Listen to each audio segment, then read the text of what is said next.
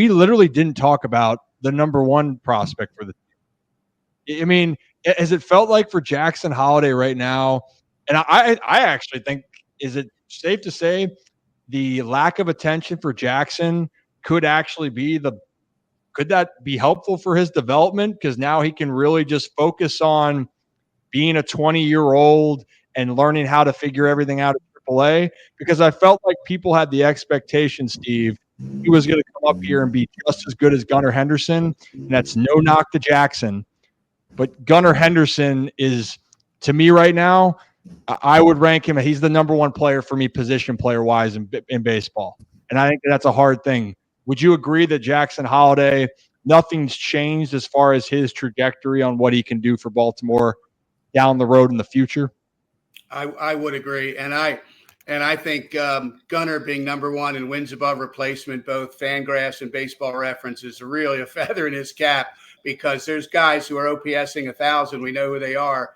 And Gunnar's all-around game puts him to top. So I'm with you there on that, Ryan. And I think Jackson, his prospect status, maybe you take a bit of a hit. Baseball America dropped him to number 2. In the long run, that's not important, what he's going to do at the big leagues. And I just see this kid's confidence took a hit. It never has before now, but he'll get it back. He'll figure it out. I hope he doesn't change a lot, because I don't think he needs to. That leg kick, I think he can still do it. I saw him get the velocity in spring, and to me, when it's 97 in Clearwater, it's the same 97 in May in Camden Yards. I think this kid can get the velocity. Gunnar Henderson told me when he struggled at Aberdeen, he once went 1 for 31, believe it or not.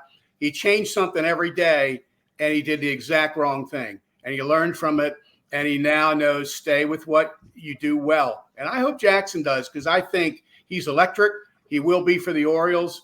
Will he be Gunnar? That's a high bar, but he might be Gunnar light. This kid can really play. He can play defense.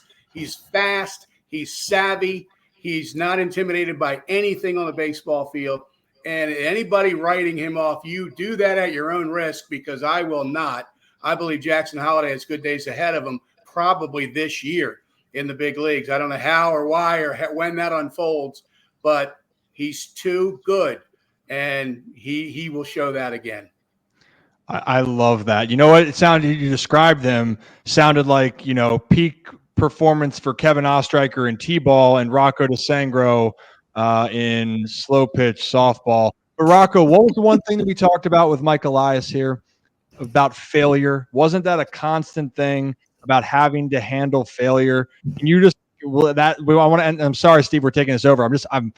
You got me going on this, and your passion with it has got me going. But Rock, can you just close with this about how important failure is at the big league level? Yeah, absolutely. Steve, I don't know if you'd agree with this, but it was kind of something we've talked about over the course of this show, and seeing Jackson come up. And a lot of us think that, him getting brought up to the bigs and struggling at the big league level, getting sent back down. At first, we were like, all right, if Jackson comes up, you need to play him every day. Like, sending him back down will be detrimental to his progress. But now you look at it and you're like, okay, was this the best thing possible for him? Because he goes up, he doesn't do so well, and now he goes down, and he's, experiencing some bumps in the road. Like, you see it. In June, I believe he hit 222. Now in July, he's hitting 333. So there are going to be ups and downs with how young he is in his baseball career, but no one's questioning the talent or the work ethic that this kid has. He's so talented. I mean, and he's been able to succeed and adjust and adapt at every single level of play. What have you seen from him, watching him? And I know he's going through the throwing program right now, DHing, but what leads you to believe that he's going to figure this out in probably sooner rather than later and get back up here in the bigs and help this team contribute? Well, the family connection, that is obvious, is so meaningful. What he has with his dad and others in his family. It's not just his dad. He has a brother who might be the 1-1 pick in a couple of years. I mean, this family is incredible. And Jackson is such a poised, grounded kid. I found in several interviews with him now. I told him in spring training, kid, you are handling this so beautifully. I mean, kid, every national reporter came into Sarasota and made a beeline for his locker. They bypassed the other veterans to get to Jackson. and he had to talk to all of them, and he handled it beautifully. And then we wanted our time. So, I mean, the kid was pulled in 100 directions. He's going to be fine over the long term. Grayson had to go back. Kauser had to go back. Cal Ripken Jr., I think, had some poor stats once in his early career. Many big names early on struggled. It is normal. The outlier is the kid who comes up and rakes from day one and never looks back. That is what we don't often see. Mm-hmm. What we often see is ups and downs. I did an interview with Colton Kauser I wrote about today, and this kid is also so smart and savvy about the process he's going through and learning from failure, because they don't fail in AAA very much. So this is the first time. It's like when Gunnar went 1 for 31 in Aberdeen, I interviewed him in Bowie, and I said, kid, I guarantee you've never gone 1 for 31. What was that like? And he just talked for 5 minutes about how it was good for him long term. And he learned, don't change everything. Don't panic. Show up with the same approach that got you to where you are. So Jackson will be fine in the long run. And I can't wait for the day it happens, because he's such a great kid. He's so grounded. The Orioles have done a great job in not only getting good players, but good people.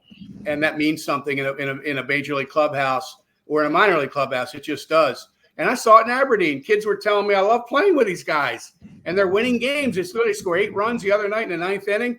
I mean, they have a great chemistry. I felt good being around the Ironbirds like I do being around the Orioles and the Bay Sox. And that makes me feel good as a lifelong Baltimore guy who grew up loving the Orioles, that we're in good hands, guys, not just this year, but man, let's get on the wave and ride it, because, you know, the fans have waited for this. They deserve it. Oriole fans are great fans, and they're in for some fun here for a few years. Steve, can you get in on some motivational speaking for Orioles? That got me so fired up. Thank you.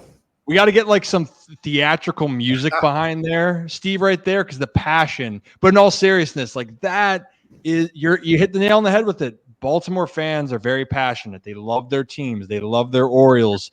And I know for you live it. That's why I can sense that passion. You cover the team, but you care about the team, and it makes me happy. Zach was going to run through the studio wall right there. Yeah, right there. But that's what you want to hear with an organization, that things have changed, and it looks like this is something that's going to not just be a short-term lasting situation. They're looking at long-term production here in Baltimore.